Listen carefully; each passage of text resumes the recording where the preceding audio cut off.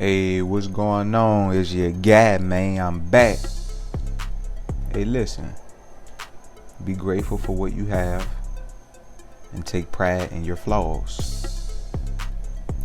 You know, I'm in this organization and we're in the community a lot. And, you know, with that type of work, you meet a lot of good people.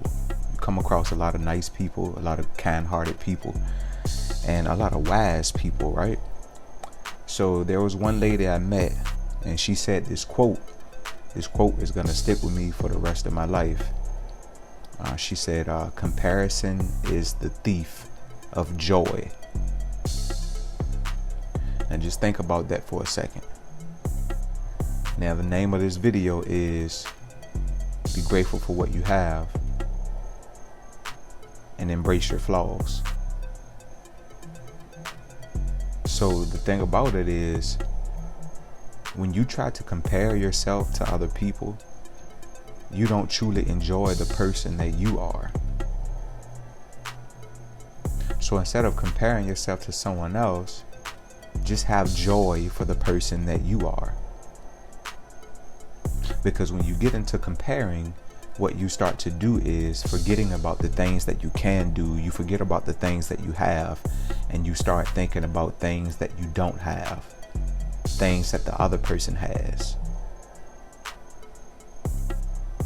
That's not gratitude. You see, being grateful is understanding that each person is different, and you embrace your flaws. You embrace your gifts. That's what it's all about. That's what gratitude is all about. That's why when you're in a state of gratitude, when you have an attitude of gratitude, it can take you to new heights. Because that's the ultimate definition of self-love. When you're grateful for your gifts, you're not worrying about anyone else. That's the very definition of self-love. You love everything about yourself. You love your good things, but you also love your flaws. You know that you might not be the best at public speaking, but with you wanting to succeed in a certain area, you understand that you might have to get out of that comfort zone and start speaking on stages, start speaking at venues. You understand this. So no, that may not be your strong suit, but because you desire to do something in that area, you say, hey, look, that might not be my best area, but I'm going to embrace who I am, and I'm going to get up there and do my best. That's being courageous. That's having love for yourself. That's being grateful for the abilities that you do have, because courage is an ability. Not everyone displays courage. That's an ability that you should be proud of. So when you have the ability to, embrace the flaws that you have, embrace your weak areas, what happens is when you start to work on those areas, they can become a strong suit. And as a result, that makes you more well-rounded. That's what embracing your flaws is all about. I'm nowhere near perfect. But what helps me is to understand that there is no perfection. Perfection is an illusion. There's no perfection. So when you begin to chase perfection, that's sort of the same thing as comparing yourself to someone else. Because what you're doing is you're comparing yourself to a mythical figure, this perfect figure that doesn't exist. So you begin comparing yourself to this when that doesn't even exist. So you begin to lose joy for your actual self. That's why that quote hits home so hard. Because when you begin to compare, you lose the joy for what you have. Think about it. Have you ever heard a person say something like, yeah, I got this, but it ain't quite like theirs. Yeah, I got me this nice Lexus right here, but it ain't the LS though. Yeah, you know, I got me a little C-class Benz, but it ain't the S-class though. Yeah, you know, I can bench press, 200, but that guy right there benching 350. Don't worry about that guy. Don't worry about what nobody else has. You simply focus on what you have to offer to the table, because you are unique.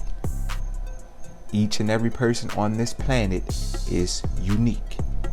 We have our own specific set of gifts that's going to get us to certain places if we apply certain things. So we all have gifts. We're all unique. It's just a matter of perspective.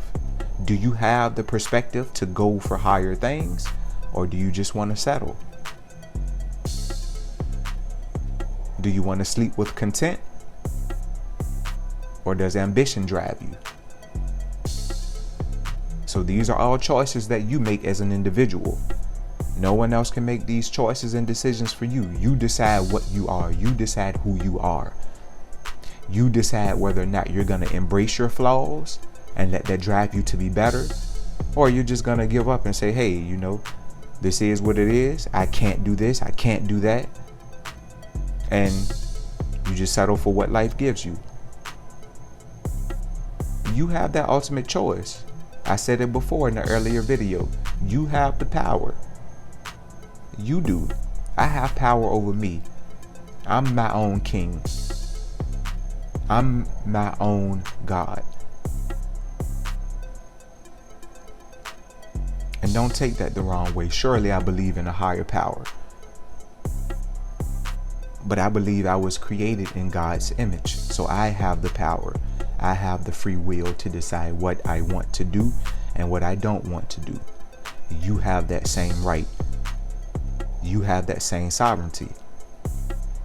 So exercise it. Use your beliefs to drive you higher. And remember, comparison is the thief of joy. When you start to compare yourself to other things, you start to compare yourself to other people, you lose the essence of joy for yourself. Don't let that happen. Be in love with yourself. So in love that you push yourself to be better. So in love that you get yourself up an hour earlier to hit the gym or to go for a walk. Get yourself up an hour earlier to plan your day out so you can eat the proper way. Get yourself up earlier so you can get to work on time or get to work earlier. You got to change these small habits. They call them micro goals. You want to have these small little micro goals, and you want to start hitting those on a daily basis. And that helps you to build up that momentum to keep going in an upward trajectory.